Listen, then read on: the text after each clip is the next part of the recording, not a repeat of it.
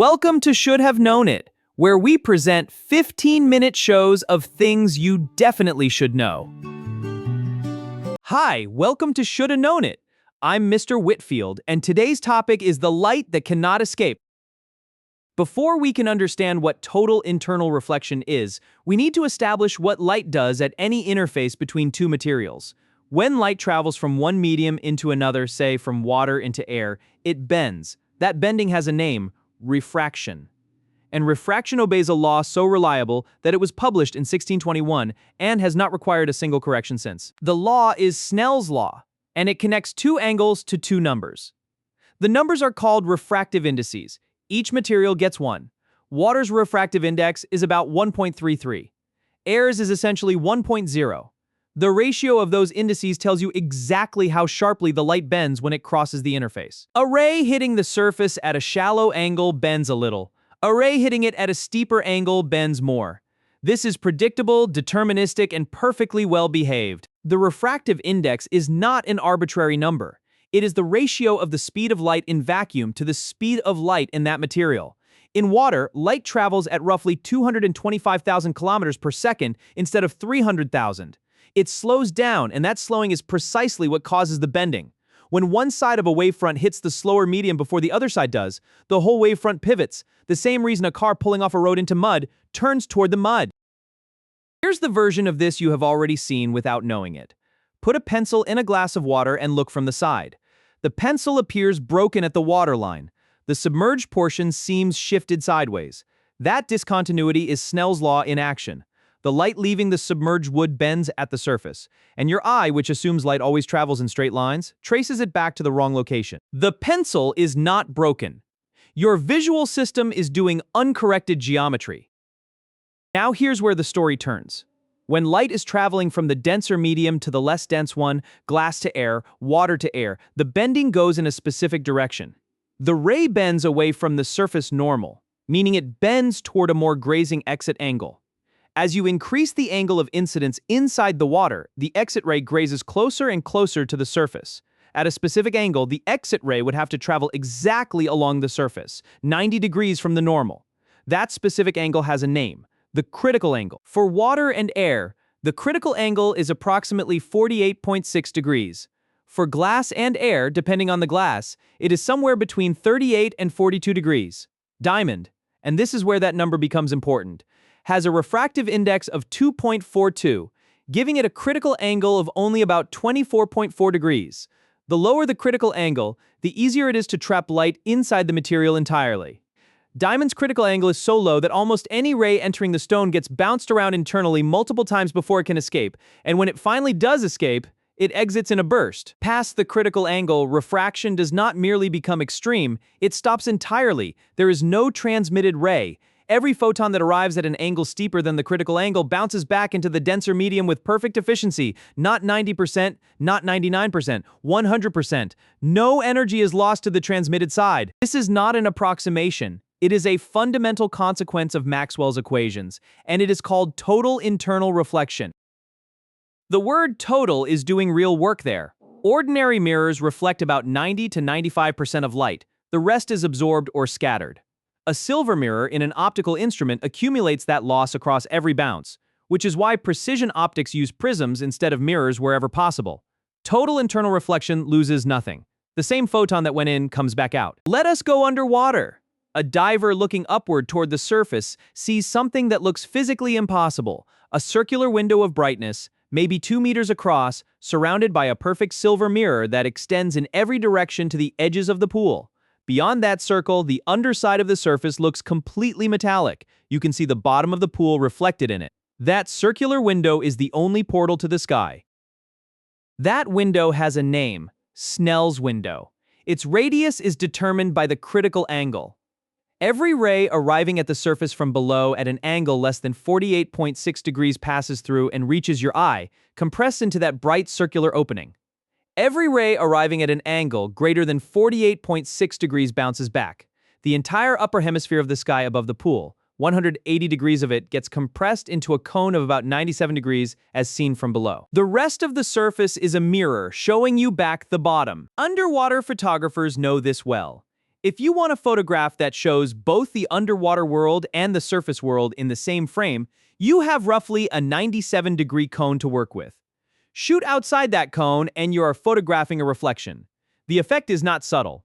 Fish that evolved near the surface have visual systems calibrated for Snell's window. They can see a heron standing on the bank through that compressed bright disk, even though from a human perspective above the water, the heron and the fish appear to be looking in entirely different directions. There is something worth sitting with here. The silver ceiling is not a special condition. It is the default condition of any sufficiently calm water surface viewed from below. Every quiet lake, every ocean, every tide pool, any aquatic creature that has ever looked upward has always seen this phenomenon. It has been there for 600 million years of animal vision, waiting for Willebrord Snell to give it a name in the 17th century. Now we take the same phenomenon and make it useful at an industrial scale. A fiber optic cable is, in its essentials, a glass strand, typically around 9 micrometers in diameter for single-mode fiber, about a tenth the width of a human hair, surrounded by a cladding of slightly lower refractive index. Light enters one end. Every time it hits the glass cladding interface at an angle steeper than the critical angle, which is always, by design, it reflects back. The light bounces down the fiber in a zigzag, but because it never actually exits the glass, it loses almost nothing. The precision required to make this work is extraordinary. The core refractive index needs to be higher than the cladding by a carefully controlled amount, often by less than 1%. Too large a difference, and you trap multiple modes of light that travel at different effective speeds and blur the signal.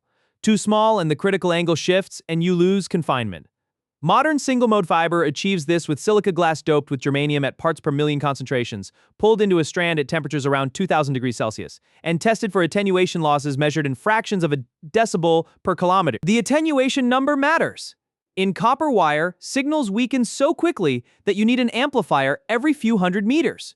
Early coaxial cables used for telephone trunk lines required relay stations every mile or two. The first transatlantic telephone cable, TAT-1, laid in 1956, had amplifiers spaced every 70 kilometers and could carry 36 simultaneous phone calls. A modern single-mode fiber optic cable operating near 1550 nanometers, the wavelength where silica glass is most transparent, loses only about 0.2 decibels per kilometer. That means signal can travel roughly 300 kilometers before needing amplification. 300 kilometers. That is London to Paris and most of the way back. Transatlantic cables stretch 6,000 kilometers. They do require amplifiers about 1 every 80 kilometers in modern systems, but those amplifiers are optical now, using erbium-doped fiber sections that boost the signal directly without converting it to electricity first. And through that single strand, data travels not as one signal, but as dozens of colors simultaneously, each carrying its own stream. A single fiber pair in 2023 submarine cables can carry more than 20 terabits per second. That wavelength is not arbitrary. Silica glass absorbs infrared light, but its absorption spectrum has a minimum around 1550 nanometers, a valley in the loss curve that engineers call the C-band. The other major absorption dips are at 1,310 nanometers and 850 nanometers. Early fiber systems used 850, which was easiest to generate with the semiconductor lasers of the 1970s. As laser technology improved, engineers migrated to 1,310 and then to 1550, chasing ever lower loss. The choice of wavelength is not physics convenience. It is the history of optoelectronics written in which frequencies became cheap to produce. There is a second reason 1,550 nanometers won. It is the operating wavelength of erbium-doped fiber amplifiers. Erbium atoms, when pumped with a 980 nanometer laser, release stimulated emission exactly in the 1,550 nanometer band. This is not a coincidence that engineers manufactured, it is a coincidence of atomic physics that engineers discovered and then built an entire global infrastructure around. Your morning email traveled across an ocean on a wavelength chosen partly because of the quantum energy levels of a rare earth element discovered in a Swedish village in 1843. Here's the part that does not make it into most textbook introductions, and it should. When total internal reflection occurs when the light bounces back perfectly, it is not quite true that nothing happens on the other side of the boundary. The electromagnetic field does not cut off instantly at the surface. It decays exponentially into the less dense medium as what physicists call an evanescent wave. This field extends perhaps a few hundred nanometers into the air, a fraction of a wavelength, and carries no net energy across the boundary, but it is measurably, demonstrably there. If you bring a second piece of glass close to the first, close enough that the evanescent field of the first overlaps with the second, some of that light tunnels across the gap and continues traveling in the second glass. This is called frustrated total internal reflection, and it is optical tunneling in the same family as quantum mechanical tunneling. The gap does not need to be zero. It just needs to be less than roughly one wavelength of the light, a few hundred nanometers. At that scale, the distinction between touching and not touching becomes meaningless. This is not a laboratory curiosity. It is how optical fiber couplers work, devices that siphon off a fraction of a signal from one fiber into another without physically splicing them. It is how attenuated total reflectance spectroscopy works, a technique used to identify the chemical composition of materials by analyzing what the evanescent wave absorbs from the sample surface. And it is part of why total internal reflection fluorescence microscopy, TIRF microscopy, can image single molecules at a cell membrane without illuminating the cell's interior and overwhelming the signal with background noise. Return to diamond, the refractive index of 2.42 and the critical angle of 24.4 degrees combine with a second piece of engineering. The cut, a brilliant cut diamond, 57 or 58 facets arranged in a specific geometry, was not designed aesthetically. It was designed optically. Marcel Tolkowski worked out the ideal proportions in his 1919 doctoral thesis at the University of London, calculating the facet angles that would maximize light returning through the table, the flat top, while also producing the maximum dispersion of colors. Dispersion is the other phenomenon diamond exploits. Different wavelengths of light have slightly different refractive indices. Diamond's index is 2.407 for red light and 2.451 for violet. When white light enters a facet, the different colors bend by slightly different amounts. If the stone is cut correctly, they exit through different facets at slightly different times as the stone tilts, producing the colored flashes called fire.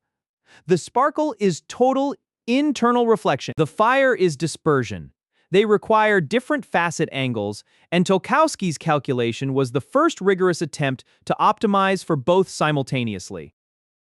An incorrectly cut diamond leaks light through the bottom, what jewelers call a window, and appears dark from above. A well-cut stone traps the incoming light, bounces it off the pavilion facets at angles exceeding the critical angle, and returns it upward. You are not seeing light reflected off the surface of a diamond when it sparkles. You are seeing light that entered the stone, traveled through it, bounced off the back walls, and returned to you, a brief imprisonment and release. You can see total internal reflection tonight with a laser pointer and a glass of water. Fill a clear glass to the brim. Darken the room. Hold the laser pointer below the rim. Tilt it upward so the beam travels from the water toward the surface at a steep angle. At first, you will see a bright spot where the beam hits the surface and some light exits. Now tilt the pointer so the beam angle inside the water increases, steeper from the normal, shallower from the surface. Watch the transmitted spot above the surface dim. Past 48.6 degrees, it vanishes. You will also see something unexpected. The beam traveling through the water becomes visible as a line of scattered light, because water is not perfectly pure and the photons are scattering off microscopic particles. This is not a defect. It is why you can see the beam path at all. In laboratory-grade ultra-pure water, the beam path is nearly invisible. What you are seeing in your kitchen glass is essentially a Tyndall effect, the same scattering that makes dusty sunbeams visible in a dark room. For a more dramatic version, try this. Take a clear plastic bottle, drill a small hole near the bottom, and shine a laser pointer in through the cap. Water will flow from the hole, but the laser light, trapped inside the falling stream by total internal reflection, will follow the curve of the water rather than continuing in a straight line. The stream of water guides the light. This is not a special fiber, it is tap water. It is the same physics as a transatlantic cable, demonstrated with a 2-liter bottle. This demonstration was a parlor trick in the Victorian era. John Tyndall demonstrated it in a 1870 Royal Institution lecture, projecting the light of a beam into a water stream and showing the audience the guided glow. 40 years before Einstein's photoelectric paper, 90 years before the first working laser, 110 years before the first transatlantic fiber cable. The physics was there. The engineering had to catch up. Every phenomenon we have covered today, Snell's window, fiber optics, diamond sparkle, the evanescent wave, frustrated total internal reflection, is a consequence of one equation. Snell's law, n1 sin theta 1 equals n2 sin theta 2.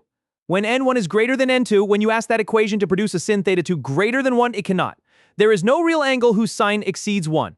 The mathematics itself refuses to produce a transmitted ray. The reflection is not a special condition. It is the only option the geometry permits. This is the kind of result that distinguishes physics from engineering rules of thumb.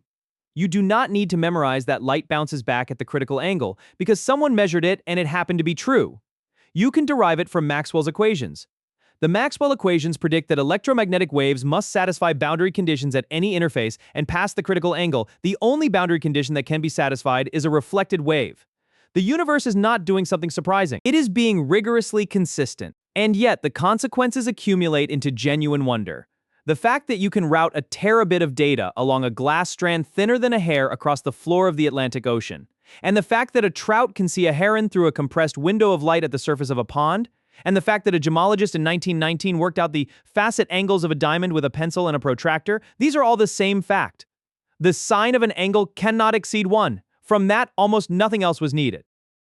If there is one thing to carry away from today, it is this: total internal reflection is not a special case of optics. It is what happens when you push a general rule past its limit. Every physical phenomenon has a regime where the ordinary behavior saturates, and at that saturation point, something qualitatively different happens. In optics, it is total internal reflection. In mechanics, it is the onset of turbulence. In thermodynamics, it is phase transitions. Learning to recognize these tipping point behaviors where more of the same produces something entirely different is the most transferable skill in physics. Snell's law was published in 1621.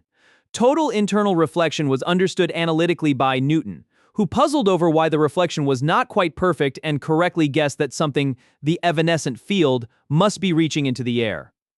The fiber optic cables were not laid until 1988. 3.5 centuries separated the law from its most consequential application.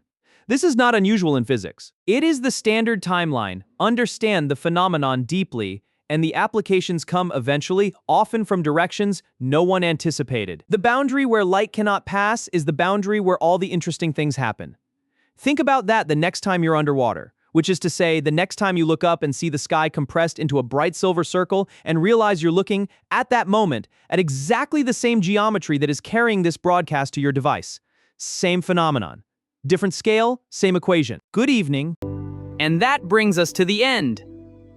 Thank you for joining me. I hope you learned something new. Until next time.